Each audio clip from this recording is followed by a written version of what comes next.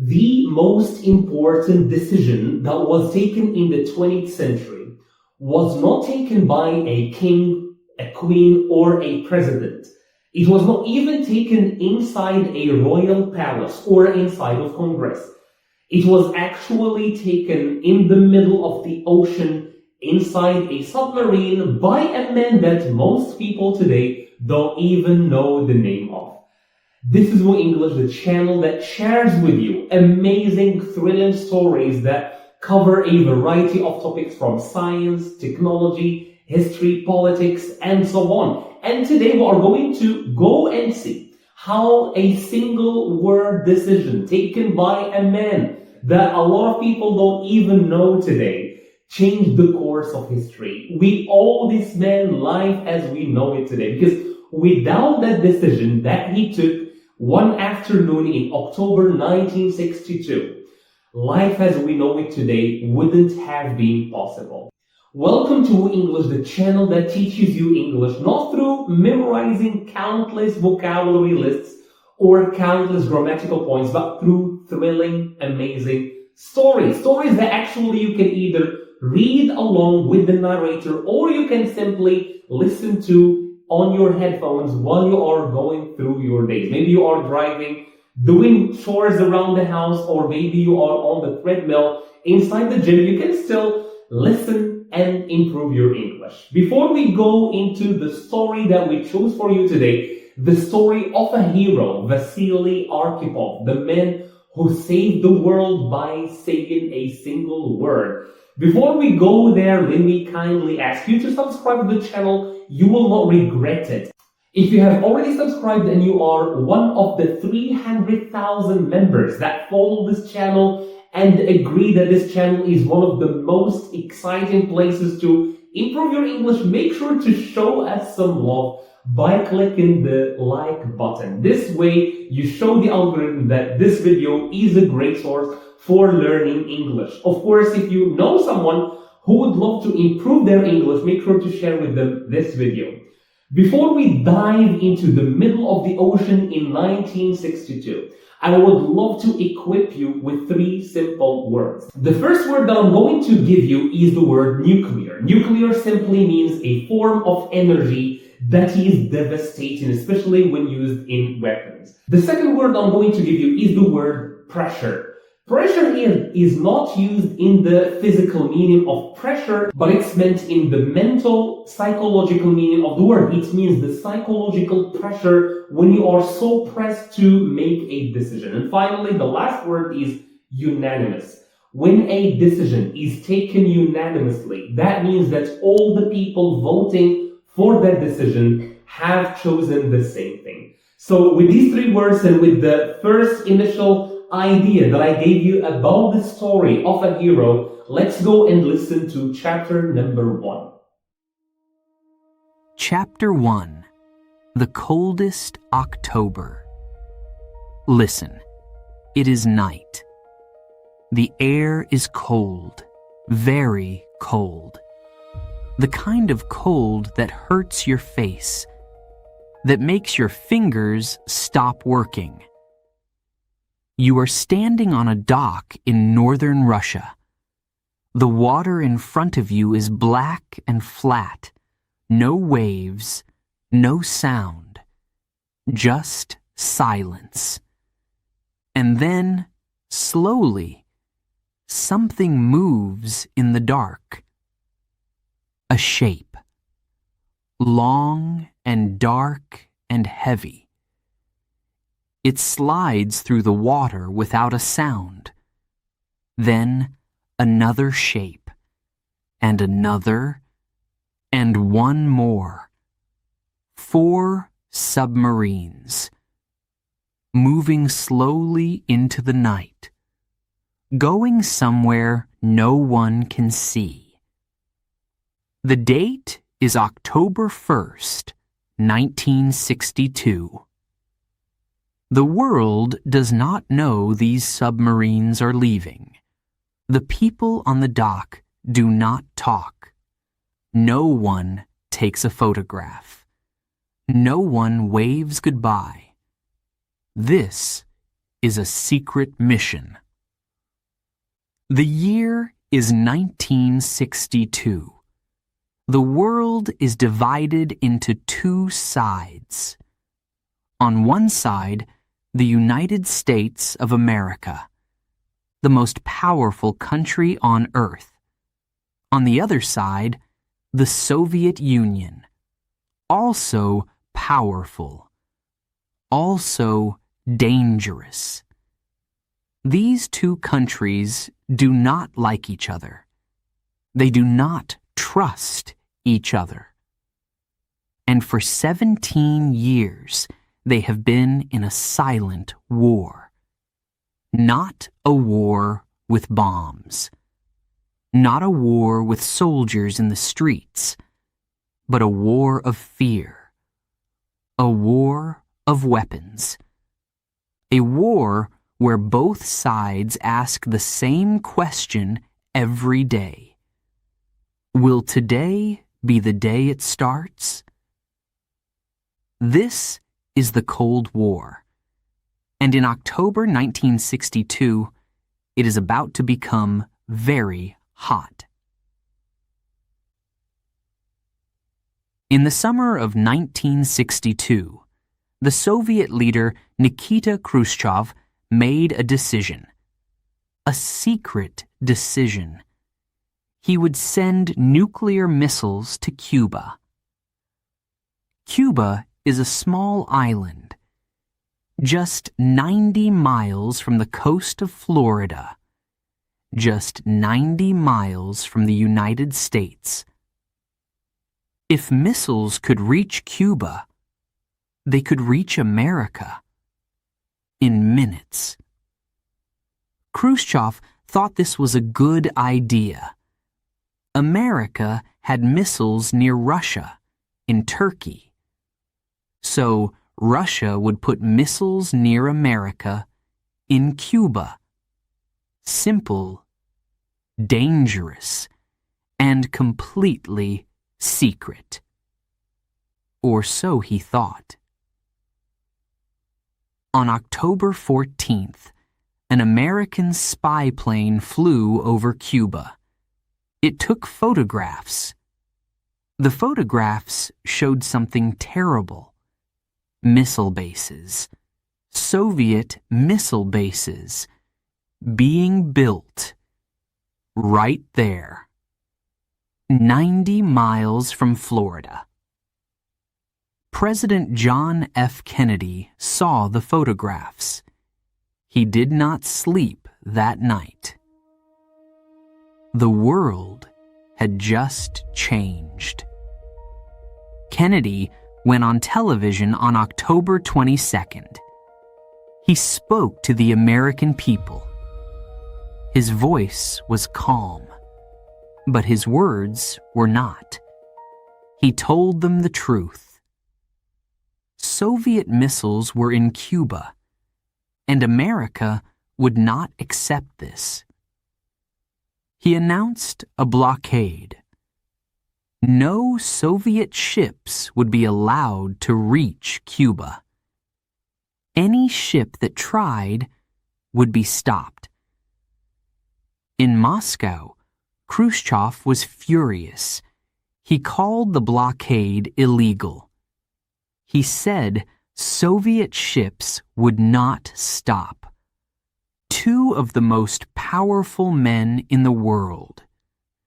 2 fingers on 2 buttons.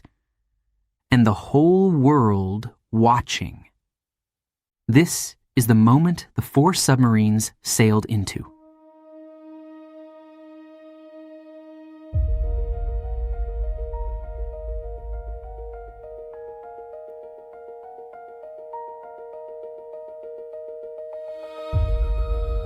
But here is what Kennedy did not know. Those 4 submarines that left in the dark on October 1st, they were not carrying ordinary weapons. Each one carried a nuclear torpedo. 1 torpedo. The size of a large car. but with the power of a nuclear bomb. The same power as the bomb that destroyed Hiroshima in 1945. One torpedo, one submarine, one decision. The Americans did not know the submarines were nuclear armed. They did not know the submarines were even there. And the submarines were now moving, slowly, quietly, deep under the Atlantic Ocean, toward Cuba. 78 men, one nuclear torpedo, and no one in the world knew. One of these submarines was called B-59. On board B-59, there were 3 important officers. The first was Captain Valentin Savitsky. He commanded the submarine. He made the daily decisions. He was experienced, tough, and proud. The second was the political officer, Ivan Maslenikov. His job was to represent the Soviet government on board. In important decisions, his vote was required. The third officer was different. He was not the commander of B-59. He was the commander of all 4 submarines. His name was Vasili Arkhipov. He was 36 years old. He was quiet.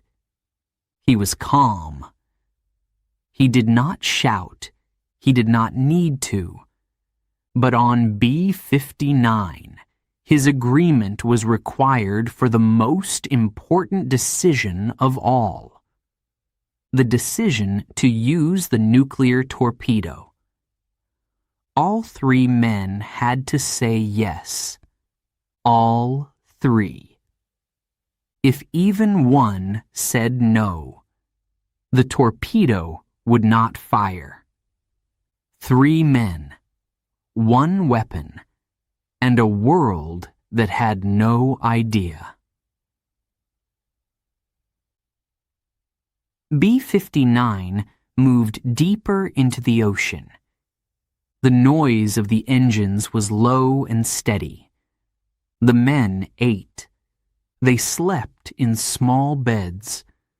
They worked in narrow corridors. Outside, the ocean was cold and dark. Inside, the air was already beginning to feel heavy. They had been underwater for days, and they still had weeks to go. No one on board knew exactly what was waiting for them. But somewhere above them, on the surface of the ocean, the world was already burning. And B-59 was going straight toward the fire. Chapter 2. Down into the dark. Picture this. You are inside a metal tube. The ceiling is low. So low you cannot stand up straight. The walls are close. So close you can touch both sides with your arms. There are no windows, no sunlight, no fresh air. Around you, 77 other men are living the same life, eating in the same small space, sleeping in the same narrow beds, breathing the same air, over and over, day after day. This is B-59, and it is going deeper. The submarine went down on October 1st, and it did not come back up. not for days, not for weeks. The Atlantic Ocean above them was cold and gray, but inside B-59, the temperature was rising. The ventilation system, the machine that brings fresh air in, was not working properly.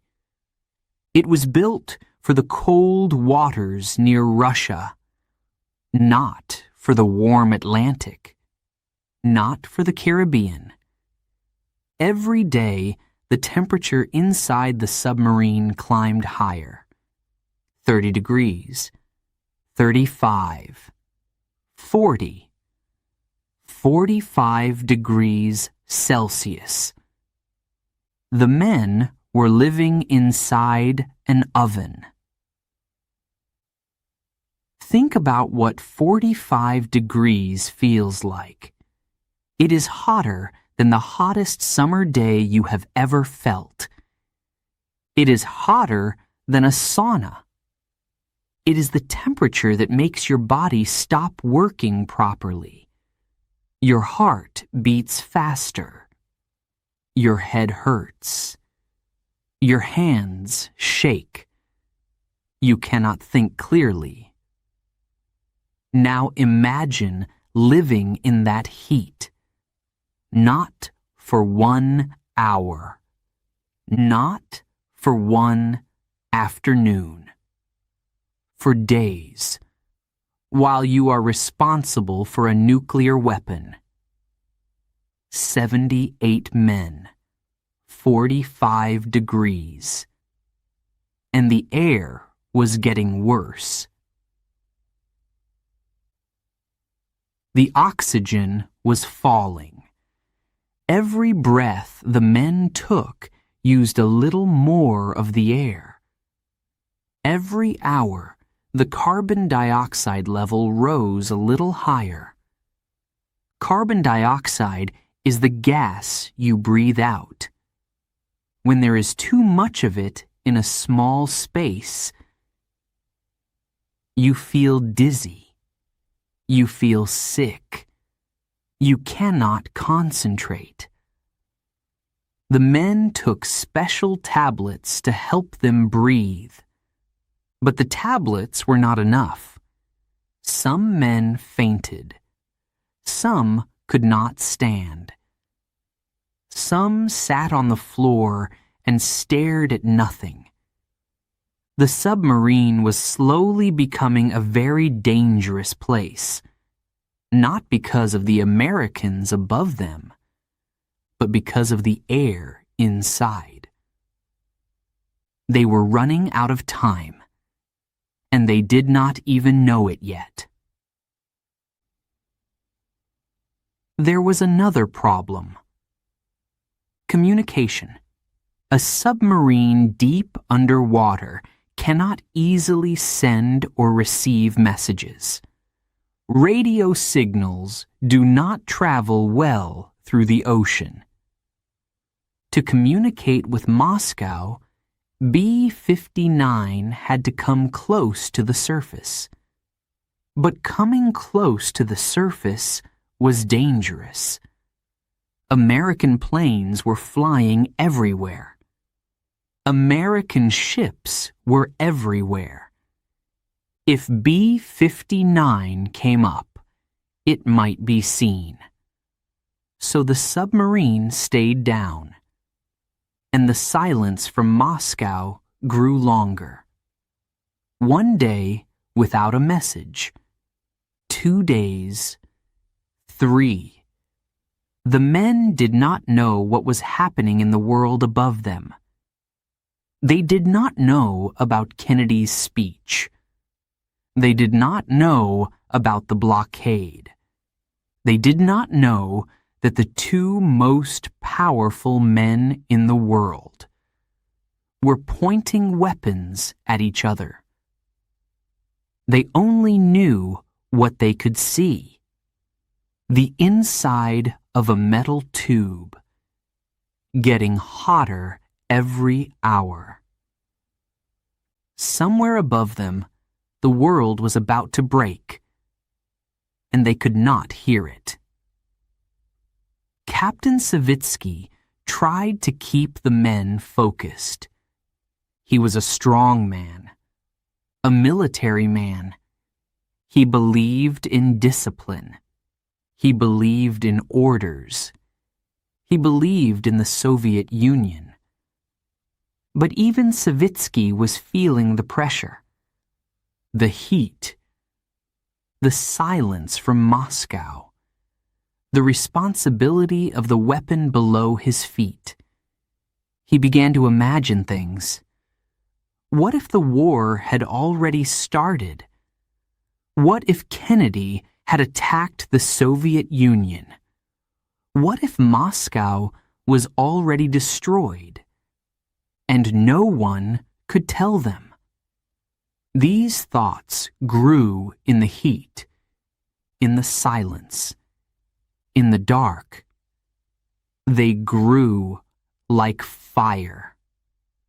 A tired man in a hot room with a nuclear torpedo and no news from home.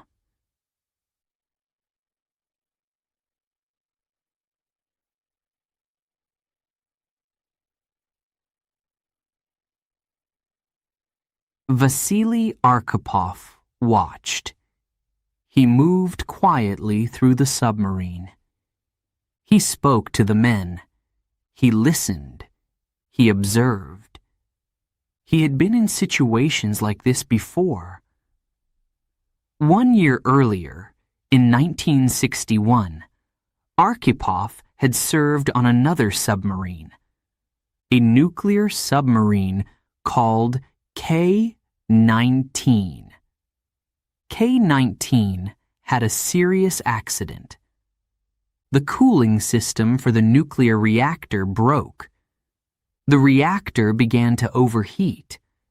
If it exploded, it would have been a disaster. The crew worked in terrible conditions to fix it. Some men died from radiation. Others became very sick. Arkhipov had stayed calm through all of it. He had made clear decisions when others could not think. He had kept control when everything was falling apart. The men on B-59 knew this story. They respected him for it. In the worst moments, some men panic, and some men think.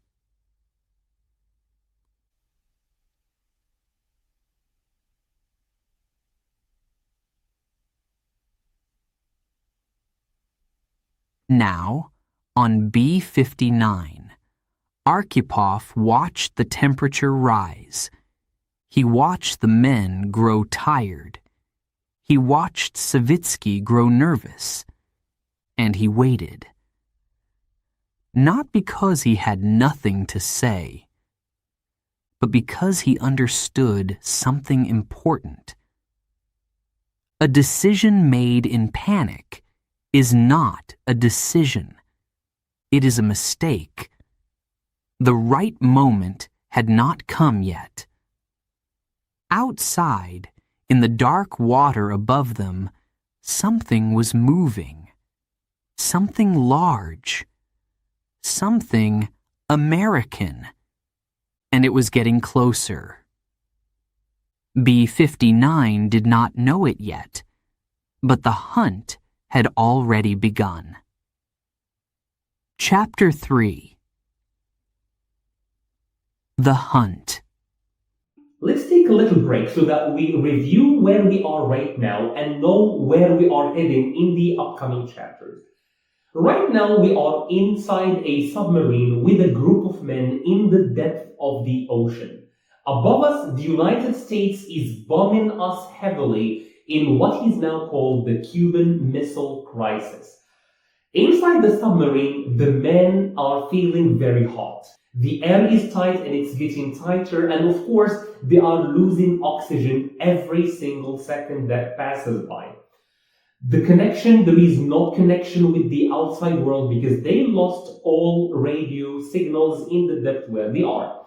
Right now, they are suspecting that the United States is already using nuclear bombs, and they are trying to reach a decision whether they are going to respond, to retaliate with a nuclear torpedo or no. Two of the three men that need to take the decision already said yes, we need to hit the United States with a nuclear torpedo. What is the third man going to say? This is the focus of today's story. Before I let you go and enjoy the rest of the story, let me remind you to like this video. This is how you show the algorithm that you are enjoying the story and you are benefiting from it. Also, let me equip you with 3 more words. The first word is tension. Tension is a tight, uncomfortable feeling that you get in very important moments. Maybe you feel tension before a big exam or before making a big decision in your life. The second word is actually a reminder, the word unanimous. When we talk about something unanimous or a unanimous decision, it's a decision taken by everybody without anyone disagreeing. This is the situation where we are right now. The decision to launch a torpedo needs a unanimous yes by all 3 officials. Finally, the last word is ordinary. The word ordinary simply means a normal person, a person like me and you. Today, the story is about an ordinary man that probably a lot of people don't even know the name of. But during that day, in 1962, he took a very, very big decision that saved the course of history. And this is a question actually that I would love to ask you. And the word ordinary takes me to the question that I want you to keep in your mind while you are listening to the rest of the chapters. Do you think that actually heroes are nothing but ordinary people that were in the right place at the right time and took the right decision? This is the question that I want you to take with you to the rest of the chapters. Let's go and listen to chapter number 3. Imagine you are a fish, a very large fish, moving slowly through dark water. You cannot see above you. You cannot hear what is happening on the surface. You think you are alone. You are not alone. Above you, on the surface of the ocean, something is looking for you. It has been looking for days. And on October 27th, 1962, it found B-59. The USS Randolph was one of the largest ships in the United States Navy, an aircraft carrier, the size of a small city, fighter jets on its deck, helicopters in the air, radar turning, searching, always searching. Around it, 9 destroyers moved in a wide circle. Fast ships, sharp ships, built for one purpose: finding submarines. This group of ships, 1 carrier, 9 destroyers, had been searching the Atlantic for days. They knew Soviet submarines were somewhere below. They just did not know exactly where. Until now.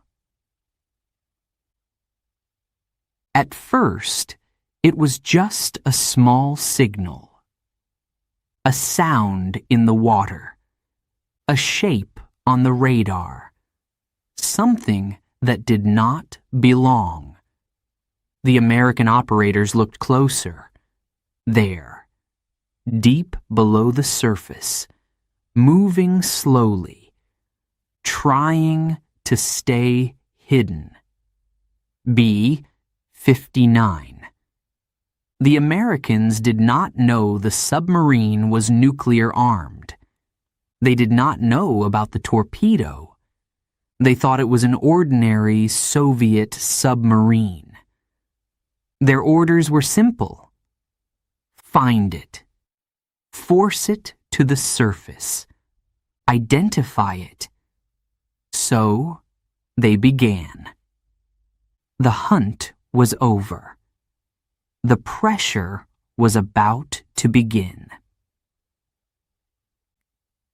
Inside B-59, the first sign was sound. A low vibration through the metal walls. Then another. Then another. The men stopped what they were doing. They looked at each other. What was that? Then the explosions began. Not big explosions. Not the kind that break a submarine apart. These were depth charges, special underwater bombs, designed not to destroy, but to frighten, to shake, to send a message. The message was simple. We know you are there. Come up. But inside B-59, no one knew the message. They only heard the explosions. Boom! The walls shook. The lights flickered. Equipment fell from shelves. Men grabbed whatever they could hold. Boom! Closer this time. Louder. Boom. The ocean was shaking, and B-59 was shaking with it.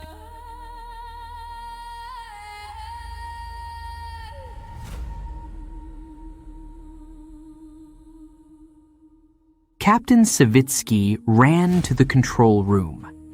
His face was red. His eyes were wide. He had not slept properly in days. He had not eaten properly in days. He had been breathing bad air for weeks. And now this. Explosions in the water around his submarine. He made a decision immediately. Dive deeper. Move faster. Hide. B-59 went down. Further into the dark, away from the noise. But the depth charges followed. Boom! Boom! There was nowhere to go.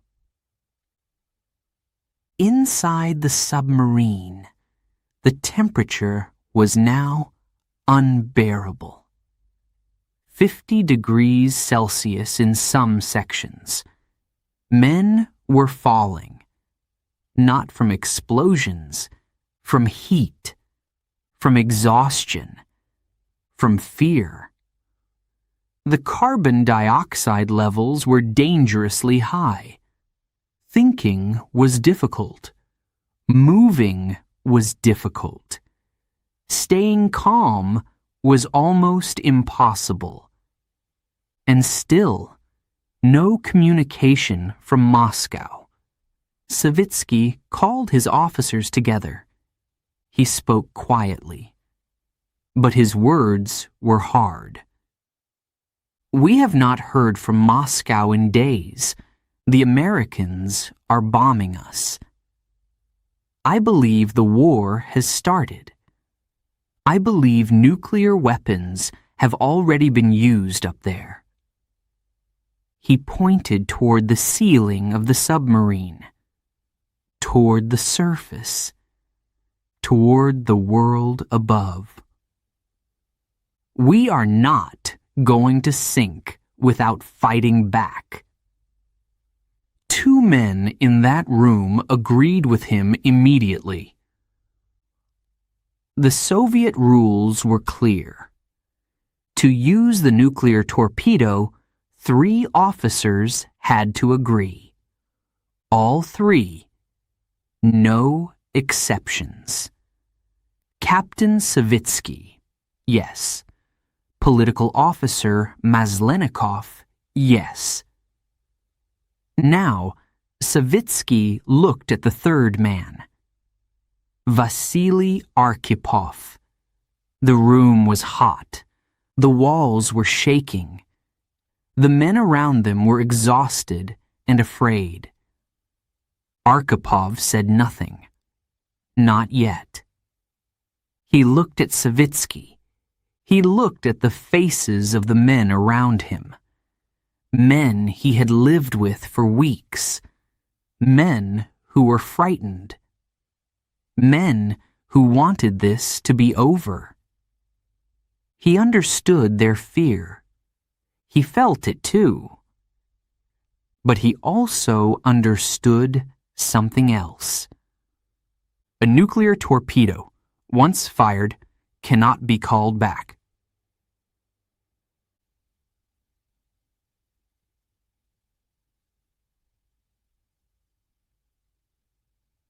Outside, the American ships continued their work.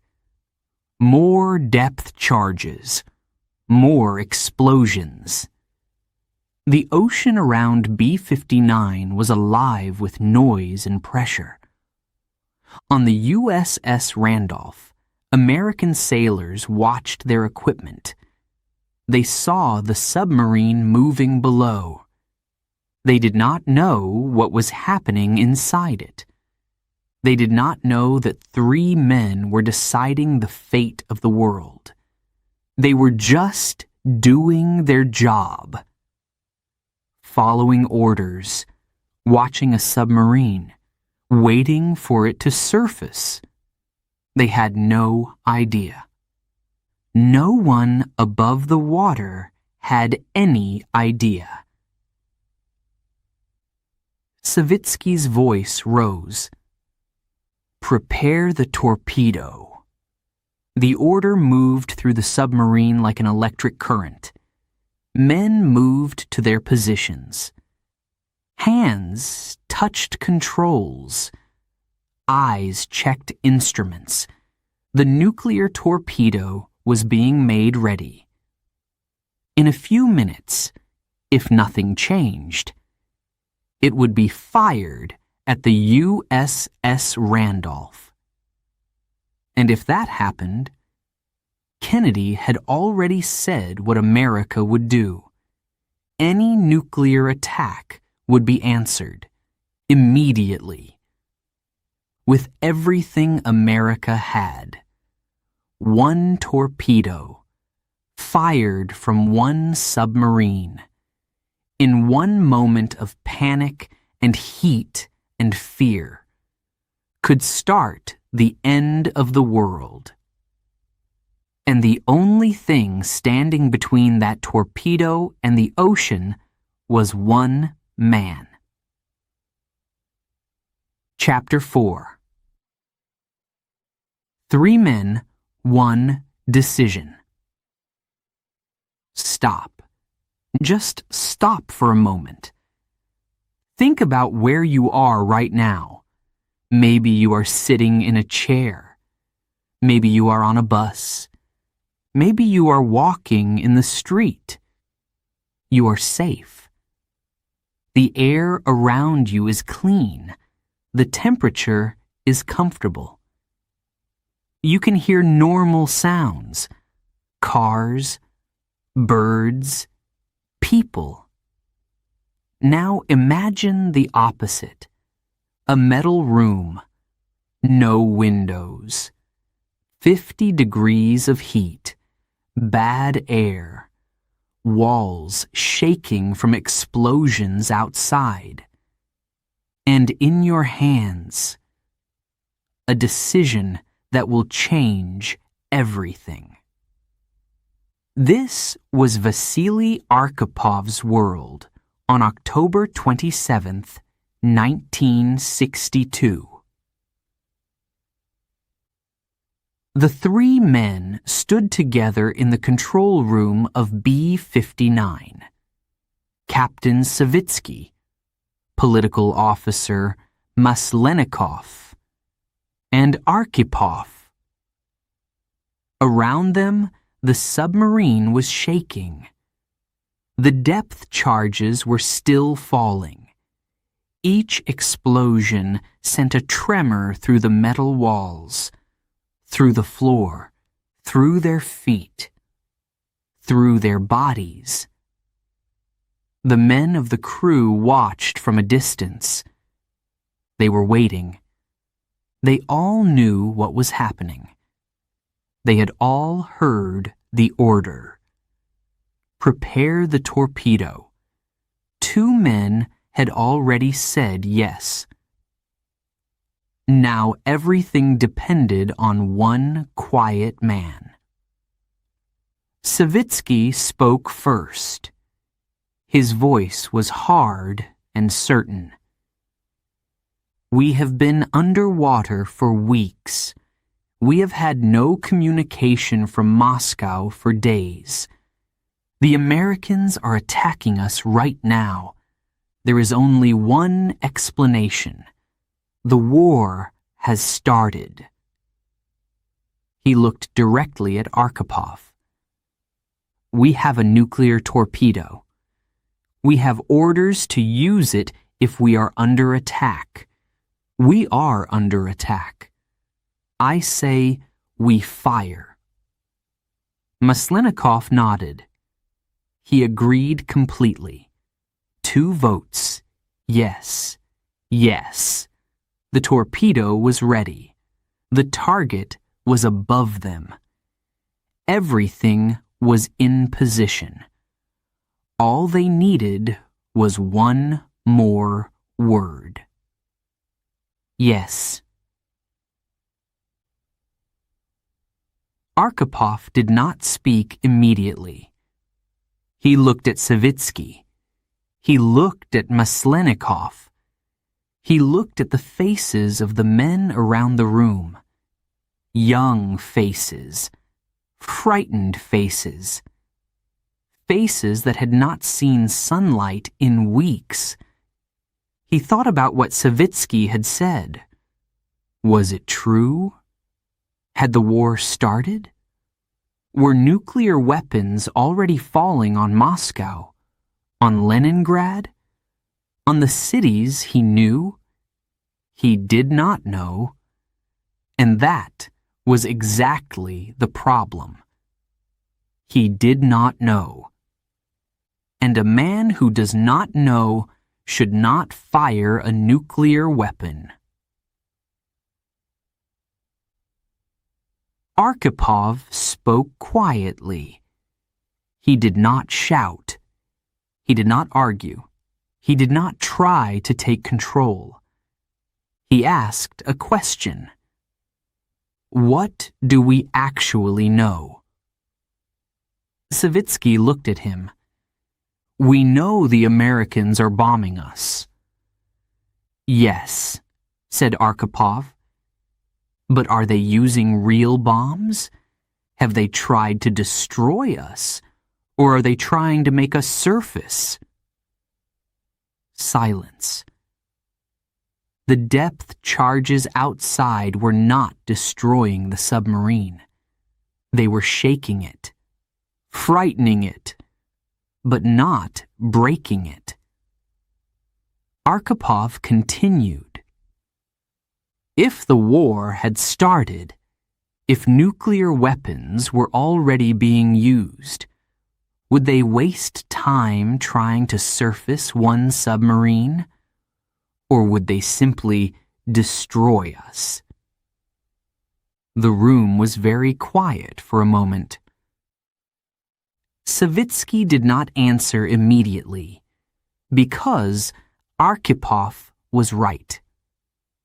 The Americans could have destroyed B-59. They had the weapons. They had the power. But they were not trying to destroy it. They were trying to communicate. The explosions were signals, not attacks. Come up. We see you. Come up. But inside B-59, in the heat and the noise and the exhaustion, The signals had felt like war. Fear turns signals into attacks. Exhaustion turns questions into certainties. Arkhipov looked at Savitsky again. We have one torpedo. If we fire it, there is no going back. There is no correction. There is no apology. He paused. If we are wrong, if the war has not started, then we will start it ourselves. Right here, right now, from this submarine. Another pause. The walls shook again from an explosion outside. Nobody moved. But if we surface, if we go up and we are wrong, we lose nothing. We can be questioned, we can be punished, but we will be alive. And the world will be alive. One man, calm voice, burning room. This is the part of the story that history almost lost. We do not have a recording of this conversation. We do not have a transcript. We only have the memories of the men who were there. What we know is this. Arkhipov spoke. Savitsky listened. The argument went on for several minutes. The depth charges continued to fall outside. The temperature did not drop. The air did not improve.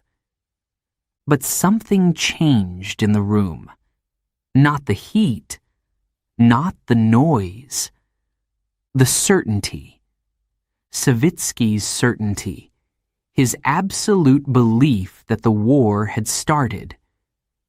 Began to crack. Just a little. Just enough. Sometimes one calm voice is louder than 100 explosions. Think about what Arkhipov was doing in that moment. He was not a hero in a film. He had no special powers. He was not bigger or stronger than the other men.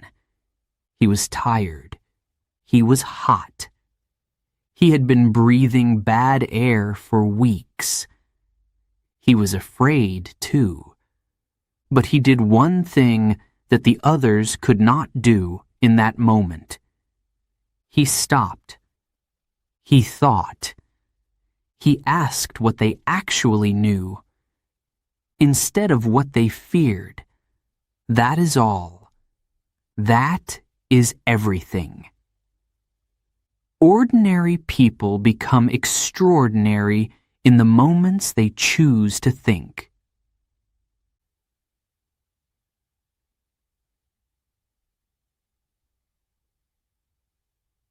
Savitsky was silent for a long time. The submarine shook. The men waited. The torpedo was still ready.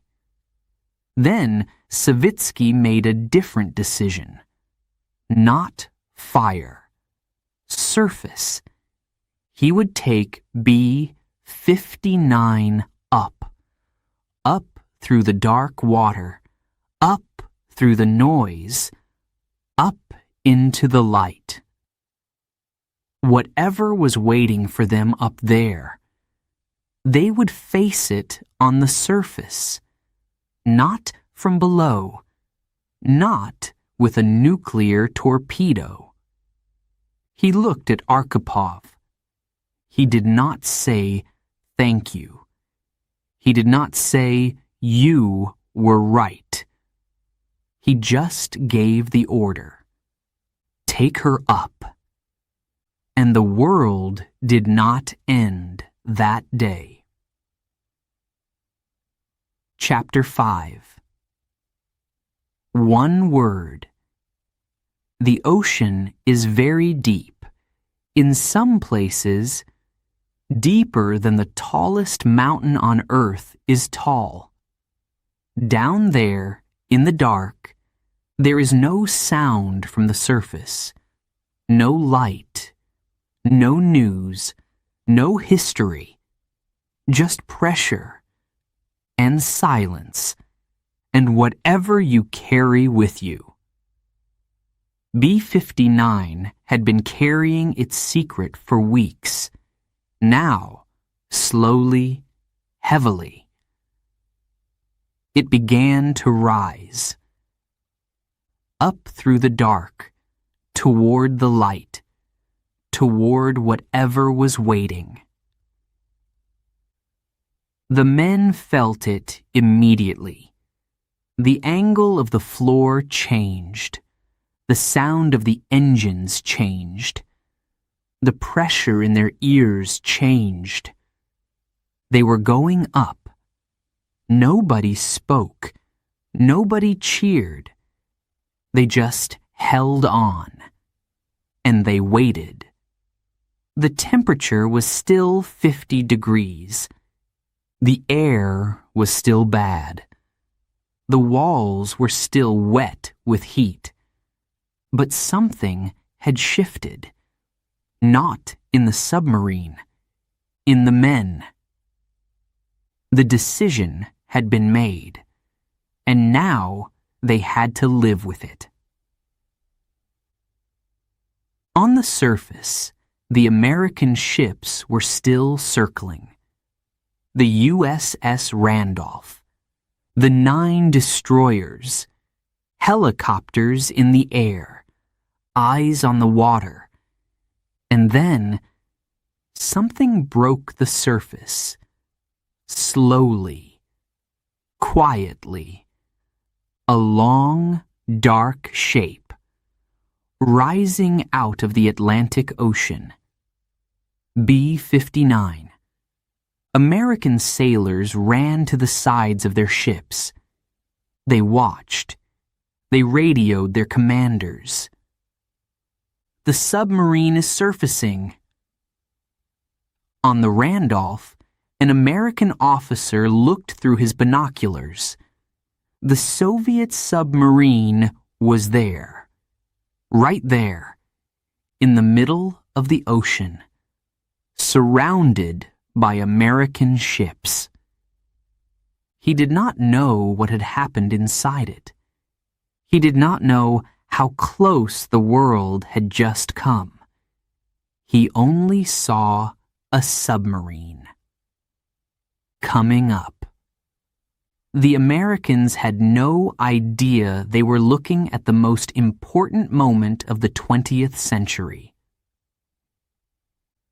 On the surface, the ocean was bright. After weeks of darkness, the light was almost painful. The men of B-59 who came up to the deck stood in the sun and breathed. Real air. Cool air. Air that did not hurt. Some of them closed their eyes. Some of them said nothing. Some of them looked at the American ships around them and felt something strange. Not anger, not fear. Relief. Just relief. 78 men breathing real air for the first time in weeks.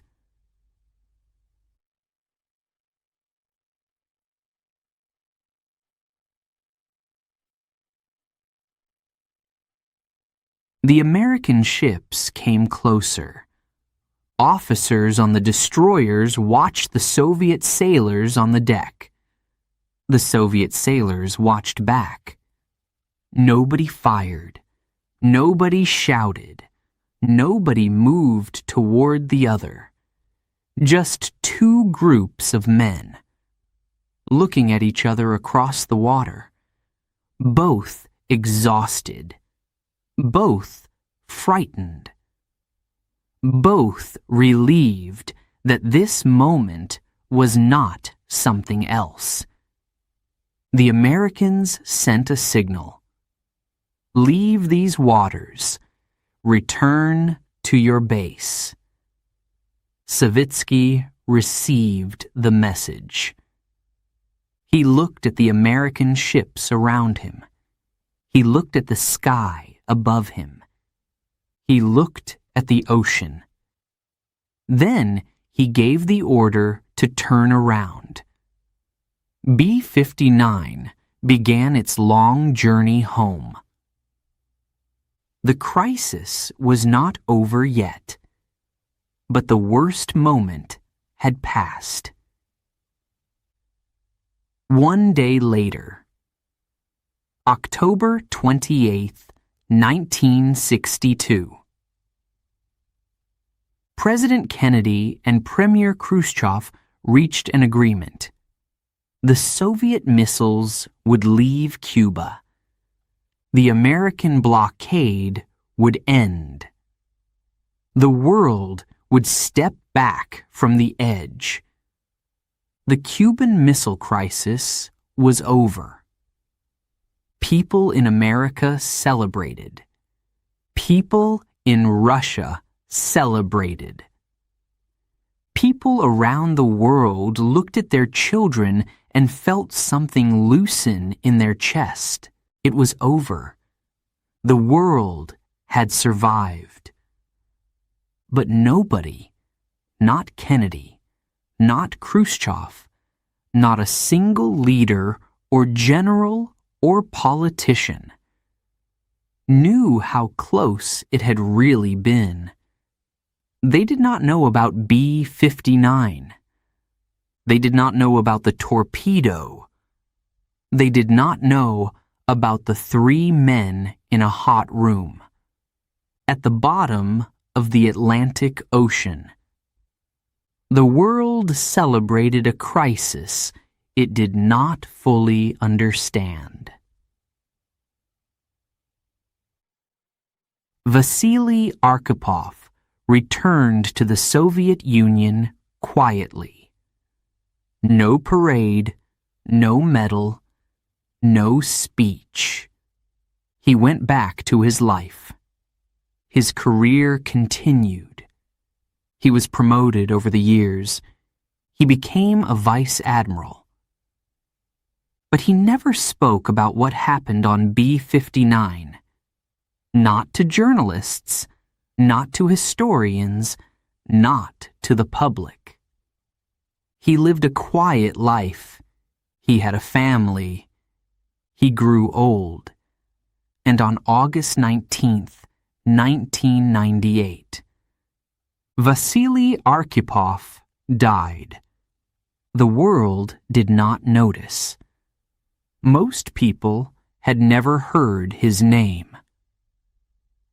He saved the world, and the world never knew to say thank you.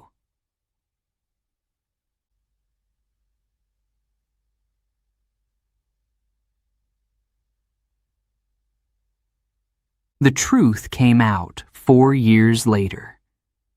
In 2002, 40 years after the crisis, a conference was held in Havana, Cuba. Former officials from America, Russia, and Cuba came together to talk about what really happened in 1962. And for the first time, the story of B-59 was told publicly. The story of the heat, the depth charges, the torpedo, the 3 men, the vote. An American scholar named Thomas Blanton was in the room. He listened to the story. Then he said something very simple. He said, Vasili Arkhipov was the man who saved the world. 40 years late, but finally said. Think about this. You know the names of the presidents and the generals. You know Kennedy. You know Khrushchev. Their faces are in the history books. Their speeches are remembered. Their decisions are studied in schools. But the man who actually stopped the war? Most people today still do not know his name. He was not a president. He was not a general. He was not famous. He was an ordinary man in an impossible situation who stopped, who thought, who asked one simple question. What do we actually know? And then said one word.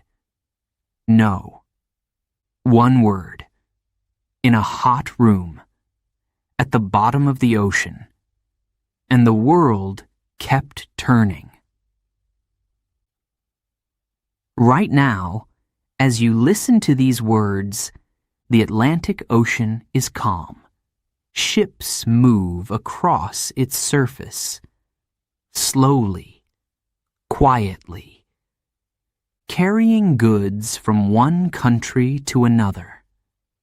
Somewhere below, in the deep, dark water, there is no sign of what happened there. No mark, no monument, nothing, just water and silence, and a world that is still here. Because one ordinary man said one ordinary word. No. And with this we arrive to the end of the story of a single man who saved the course of history actually and gave us life as we know it today by saying a single word inside a shaken submarine in the middle of the Atlantic Ocean, in the middle of an international crisis. You say how much this man sacrificed to say that no in 1962. This is the end of our story, but this is not the end of our journey here on Woo English. If you like this story, please go right now to the comment section. Give us your opinion about today's story and also make sure to go through that quiz to see if you have understood the story very well. If you like this story and you would love to have it in PDF format, you only need to go to our website, wooenglish.com. You will find it there. You can download it for free, and you can download actually all of our stories for free in PDF format. You can search through our stories by topic, by theme, or by level. You can choose what you like and the level that you are at, and you can find a lot of stories that you will love and enjoy. Before you go, of course, if you haven't subscribed yet, I hope we have convinced you that you need to do so. If you have already subscribed and you are part of our family, make sure to click that like button and help this video reach more people. If you would love to join one of our communities and learn English with other people just like yourself, make sure to join our WhatsApp or Telegram communities. Thank you so much for being here and see you in the next story.